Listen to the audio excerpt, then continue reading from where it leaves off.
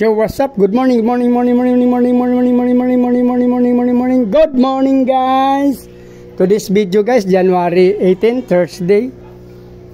Guys, mayroon akong ipiplex sa inyo. Kasi nung nandoon sa terrace kasi, guys, mayroon akong electric blow Moscow na 3 female, 1 male.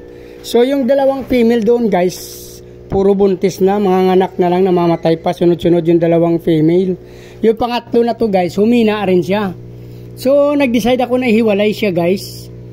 Niwalay ko siya, guys, yan, oh. Kasi pag malapit na sila mga anak doon, na-discover ko na yung 2 sunod na female ko doon, namamatay. So, ito hiniwalay ko, guys, oh.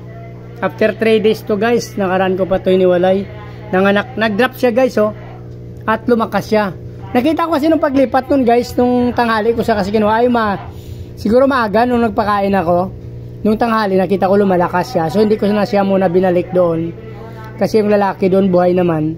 Tinignan ko yung lalaki doon, akala ko mamatay din yung lalaki. So, ibig sabihin, dahil nga sa buntis, at hindi naman siguro ang tubig doon nakakalason. Kasi since nabuhay doon ng lalaki, baka nasundot ng lalaki, kaya namamatay yung mga female ko doon, sunod-sunod 2, guys.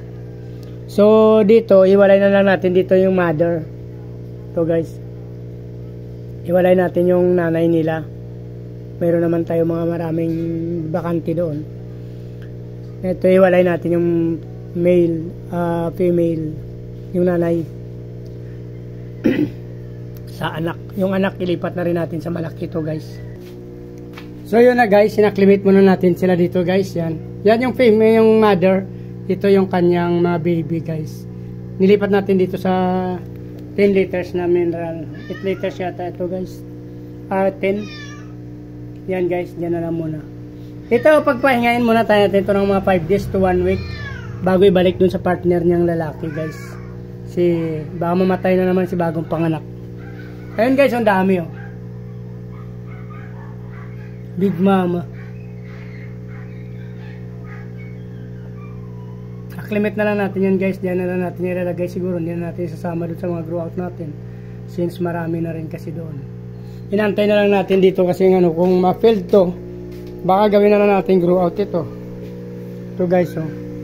Titra to, guys, eh. Pero po mukhang hindi ko pa sigurado. Antay tayo dito ng mga 2 days, 24 hours. Pag wala pang gumalaw down, it's either nalagyan natin ng danyo or gawin natin grow out. Ito, guys, mamaya mag-breed na tayo ito.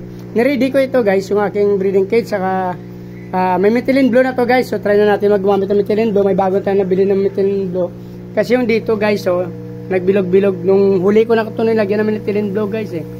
Nag-breed ako dito ng titra, pero hindi ko nalagyan agad ng methylene blue. Nung nag-drop na siya, saka naghintay tayo, saka ako nalagyan. So nagbilog-bilog dyan, guys, mukhang field din yan. Gawin na natin grow out. It's either ito o yung isa na yan, guys. Gagawa tayo ng grow out dyan, guys. Ito, guys, mamaya sa danyo, maglalagay tayo ng danyo dito. Naka-ready na po yan. May breeding tub, salt, stock water. Nilagyan na natin ng salt, naturang na yan dyan. May methylene blue na rin dyan. Breeding cage. Yan, okay. Mamaya na yan, guys. Gagamitin na natin mamaya hapon. Dito na lang, guys, para hindi na mag-abang video natin. Like, follow, subscribe, guys. Sama nyo na rin yung notification bell, guys, para makikita nyo ang araw-araw na ina-upload natin video, guys. Maraming salamat sa inyo, guys. Nice kung mabuhay kayo, guys, hanggang gusto nyo. Bye-bye!